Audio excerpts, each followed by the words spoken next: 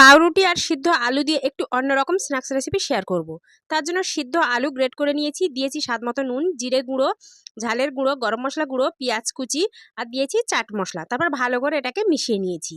তারপর পাউরুটির উপরে আলুর পুরটা লাগিয়ে নিয়েছি, তারপর উপরে দিয়েছি একটু টমেটো সস। তারপর সেটাও ভালো করে একটু মিশিয়ে নিয়ে ছুরির সাহায্যে 3টে টুকরো করে আমি পাউরুটিটা কেটে নেব।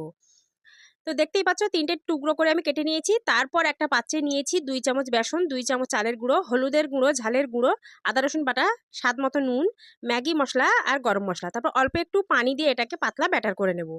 তারপর সেই পুরে ভরা পাউরুটিটা বেসনের মধ্যে কোট করে নিয়ে মিডিয়াম তেলে উল্টিয়ে পাল্টিয়ে গরম করে নিলেই, মানে ভেজে নিলেই কিন্তু রেডি আমাদের পাউরুটি আর আলু দিয়ে মজাদার ইউনিক স্ন্যাক্স রেসিপি। তো রেসিপিটা কেমন লাগলো অবশ্যই কমেন্টে জানাবে, আর ভিডিওটা ভালো লাগলে প্লিজ বেশি করে শেয়ার করে দেবে আর কমেন্টের মাধ্যমে জানাবে রেসিপিটা কেমন লাগলো। আজকে এই পর্যন্ত, আল্লাহ হাফেজ।